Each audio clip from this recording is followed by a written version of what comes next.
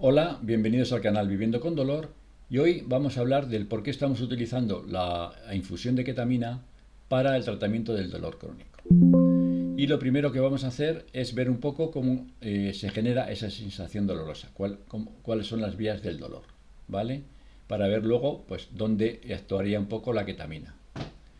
Bien, pues ante una lesión, un trauma, una quemadura, las terminaciones nerviosas periféricas sensitivas se van a activar y lo que van a producir, van a mandar esa señal hasta la médula espinal. Y desde allí, por las vías ascendentes, van a llegar al cerebro, que es donde realmente se va a producir la sensación dolorosa, ¿vale?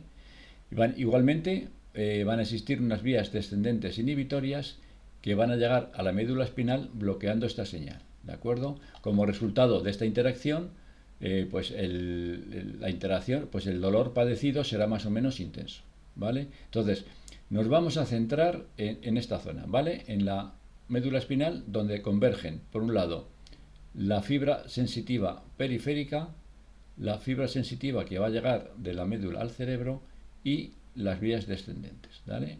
Vamos a verlos en más detalle. Esto sería un poco el gráfico, esto sería la fibra que viene de la periferia, esta sería la fibra que va a ir hasta el cerebro, estas serían un poco las vías descendentes inhibitorias, ¿de acuerdo? Entonces, caso de transmisión del dolor agudo.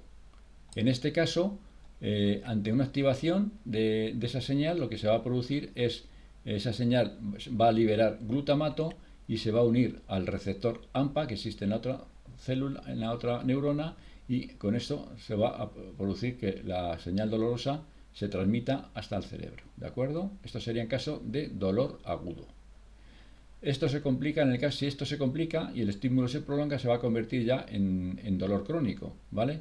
Entonces, lo que se va a producir aquí es no solo la activación del AMPA, sino que se van a activar, digamos, otros muchos receptores, como pueden ser el MDA, el MEDB, el NK1, y esto lo que va a producir, esta activación de tantos receptores y tantos neurotransmisores, prolongar la vía, lógicamente, cronificar esa señal, ¿vale? Y amplificarla, ¿de acuerdo? ¿Cómo actuarían las vías descendentes inhibitorias? Pues se ha visto que, bueno, existen estas vías tanto a nivel presináptico, digamos, como a nivel postsináptico, tanto en una neurona como en otra.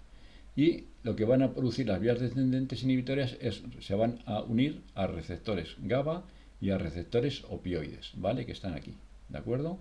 Los receptores GABA, lógicamente, por ejemplo, es lo que utilizamos cuando utilizamos para el dolor lírica, gabapentina, todos estos fármacos es lo que hacen, unirse a estos receptores GABA, ¿vale? Principalmente. Mientras que los derivados de la morfina lo que se hacen es unirse a estos receptores opioides, ¿de acuerdo?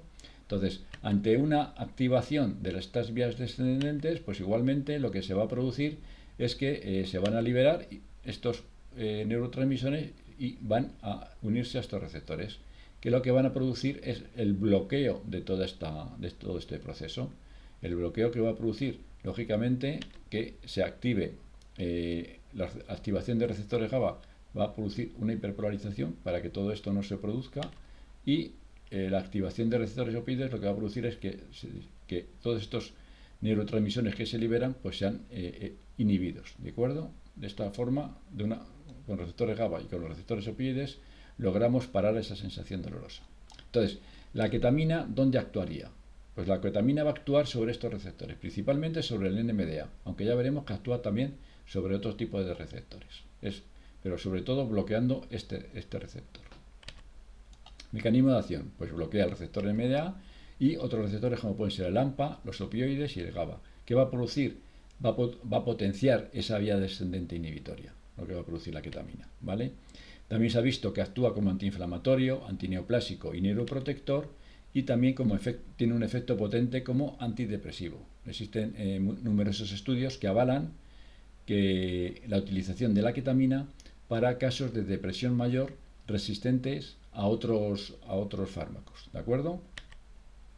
¿Realmente qué es la ketamina? Pues la ketamina va a participar en los mecanismos tanto de dolor agudo como crónico, va a participar en la inflamación, va ejerce un efecto también neuroprotector y se utiliza también como en la tolerancia a los opioides. Así se ha visto que lo que hace la ketamina también puede disminuir la dosis de opioides para conseguir el mismo efecto analgésico, ¿de acuerdo? La ketamina originariamente se sintetiza en 1962 y se aprueba para su uso en humanos en 1970 y se utiliza exclusivamente solo como agente anestésico. En principio solo se utiliza para anestesia, con la ventaja frente a otros anestésicos que producía una anestesia disociativa. ¿Esto qué quiere decir? Otros anestésicos generalmente cuando lo que hacen es dormirte completamente, incluso te producen depresión respiratoria, es decir, te tienen que ponerte enchufarte a un aparato que va a ser un respirador, que es el que va a ser que respire por ti. Pues la ventaja que tenía la ketamina es que producía una analgesia profunda, pero sin anestesia completa, es decir, produce una anestesia y una amnesia sin pérdida de conciencia y sin depresión respiratoria. Sería un poco las ventajas que tenía la ketamina frente a otros anestésicos. Y posteriormente ha sido cuando se ha visto que a dosis más bajas que las dosis anestésicas obtiene buenos resultados como analgésico. Entonces, ¿qué indicaciones principales tiene la ketamina? Pues existen numerosos estudios que establecen que realmente su utilidad en dolor neuropático, en síndrome de dolor regional complejo, existe mucha bibliografía que se ha utilizado para este síndrome, en pacientes con dolor oncológico refractario a otros fármacos, digamos, y en depresión, ¿de acuerdo? Es lo que hemos visto antes. Está muy estudiado su efecto antidepresivo. Dentro del dolor neuropático, pues se ha visto que es útil en dolor neuropático oncológico, en neuralgia posherpética también se ha visto, en fibromialgia, lógicamente, sobre todo porque disminuye la sensibilización central, y en dolor crónico orofacial, y, por ejemplo, también en casos de amputación y dolor de miembro fantasma. Y dentro del dolor neuropático, ¿cómo actúa? Pues se ha visto que lo que mejora es la alodinia y la hiperalgesia. La alodinia sería un poco, es decir, cosas que no deberían producir dolor, pues a ti te producen dolor. Por ejemplo, simplemente el roce. Muchas veces cuando te rozan, pues te duele el roce. Pues eso sería alodinia. Mientras que la hiperalgesia es que te produce más dolor que el que debería producirte, ¿vale? Está un poco, digamos, más sensible. Inhibe la sensibilización central, eso ya lo hemos visto, por eso es muy, digamos, muy útil en el caso de fibromialgia, por ejemplo, y en otros síndromes. Disminuye el dolor espontáneo, se ha visto también que disminuye el dolor espontáneo y disminuye la hiperalgesia producida por altas dosis de opioides. Eso también es muy común que los derivados de la morfina, cuando utilizan mucha dosis, en vez de producir analgesia, producen hiperalgesia, es decir, que te duele más de lo que te debería doler, ¿de acuerdo? Pues la ketamina también sería útil en estos casos. En el caso, por ejemplo, de la fibromialgia, ya lo hemos visto, disminuye la alodinia y la hiperalgesia que generalmente existen en la fibromialgia, inhibe la sensibilización central, también se ha visto que disminuye el dolor muscular en reposo y que disminuye también la hiperalgesia muscular. Es decir, muchas veces te dicen, no, es que simplemente tocándome el brazo es que me duele. Pues eso sería un poco lo que sería la hiperalgesia, ¿de acuerdo? Realmente los famosos puntos gatillo que existen en las personas que tienen fibromialgia, pues son zonas de hiperalgesia realmente secundaria. Por ejemplo, en el caso del dolor de miembro fantasma, pues se ha visto que existen estudios, se han hecho estudios clínicos aleatorizados con 45 pacientes, en el que se ha visto que es efectivo en el 53% de los casos.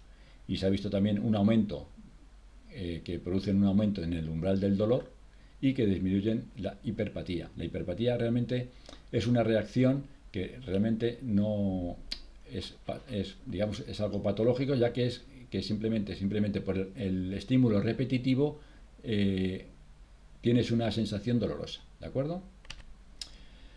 En cuanto a qué dicen las guías clínicas con respecto a la ketamina, pues realmente no se recomienda como primera línea de tratamiento. Siempre están cuando falla otros tratamientos, ¿vale? ¿Y por qué no? Porque realmente no está estandarizado su tratamiento. Existen muchos estudios, pero cada estudio utiliza una dosis, utiliza un tiempo, varias sesiones, es decir, que no existe un protocolo fijo de actuación. sí sé que se ha visto que es útil como coadyuvante de otros analgésicos y es eficaz en el control de la alodinia y la hiperalgesia y la hiperpatía, que es lo que hemos visto antes, ¿de acuerdo? ¿Qué dosis se utiliza de ketamina? Pues para la dosis analgésica, lógicamente es mucho menor que la dosis anestésica. La dosis anestésica más o menos es de 1 a 2 miligramos por kilo, mientras que la dosis analgésica la que se utiliza es 0,25 a 0,50 miligramos por kilo. Ya he comentado que existe mucha variabilidad en la dosis dependiendo de los estudios que hay hechos, ¿de acuerdo? Sí que se ha visto que realmente a dosis anestésica la ketamina sí que vamos a ver luego que produce graves efectos secundarios, mientras que la dosis analgésica realmente es muy raro que tengan efectos secundarios. ¿Y cómo administrarla? Pues igualmente no existe consenso. Existe una gran variabilidad en dosis y en número de sesiones.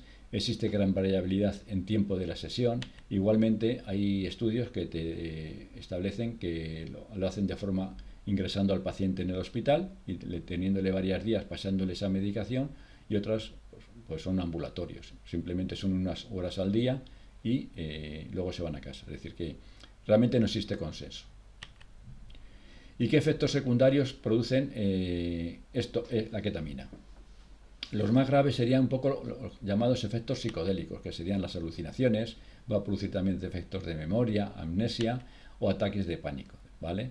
Estos sí que realmente se ha visto que son efectos secundarios que suelen ser frecuentes cuando se utiliza a dosis anestésica, pero cuando lo utilizamos en dosis analgésica para el tema del tratamiento del dolor crónico, pues realmente son muy raros que ocurran. Puede parecer también mareos, vértigos, ¿vale? Por eso realmente utilizamos, ahora ya veremos un poco el protocolo que utilizamos para evitar que aparezcan estos mareos y estos vértigos. Y también se puede producir estimulación cardiovascular, pues aumento de la frecuencia cardíaca y aumento de la presión arterial. Pero ya digo que generalmente cuando utilizamos en dosis analgésicas estos efectos secundarios son raros. Y para evitarlos, generalmente lo que hacemos es administramos una benzodiazepina como el midazolam para combatir estos efectos secundarios, para prevenir los que aparezcan, ¿de acuerdo? Precauciones que debemos tomar, es decir, no se deben administrar en personas con antecedentes de trastornos psiquiátricos, epilepsia, glaucoma, hipertensión arterial que no esté controlada, en casos de insuficiencia cardíaca o cardiopatía isquémica y en accidentes cerebrovasculares. En estos pacientes no debemos utilizar la ketamina, ¿vale? Entonces, ¿cuál es nuestro protocolo? Pues nuestro protocolo es lo primero que se hace cuando se llega a la consulta, a la sala técnica, digamos, es se le monitoriza y se mantiene una monitorización continua durante la infusión, se le coge una vía y lo que se hace es una premedicación. Primero, lo que hemos visto, para evitar los efectos secundarios, se le administra midazolam de 1 miligramo de midazolam. Y luego ya, en la infusión de ketamina, ¿qué metemos? ¿Cómo lo hacemos? Pues lo hacemos a pasar en 1 hora, introducimos en 100 centímetros cúbicos de suero fisiológico, introducimos 25 miligramos de ketamina y 1 miligramo de midazolam. Es para lo que hemos visto, ¿de acuerdo? Y luego, una vez que termina esa infusión de ketamina, para prevenir lo que hemos visto de mareos, vértigos o vómitos, administramos ondansetron más omeprazol y se le da tolerancia oral antes del alta, ¿de acuerdo? Este sería un poco nuestro protocolo y que sería un poco, bueno, pues lo que hemos hecho hasta ahora y que vemos que nos va bien, no tenemos muchos problemas pero vamos, esto no quiere decir que esto sea fijo, es decir, esto, como vemos que están cambiando un poco y es cambiante, pues con la experiencia posiblemente mejoraremos este protocolo, ¿de acuerdo? Entonces, como conclusiones que quiero que saquéis de esta sesión. La ketamina no va a ser nunca la primera elección de tratamiento como analgésico, pero es de utilidad ante el fallo de otros tratamientos tradicionales, ¿de acuerdo? Sería aconsejable llegar a un consenso para establecer un protocolo de cómo se debe realizar la infusión de ketamina y a dosis subanestésica de ketamina no produce efectos secundarios importantes.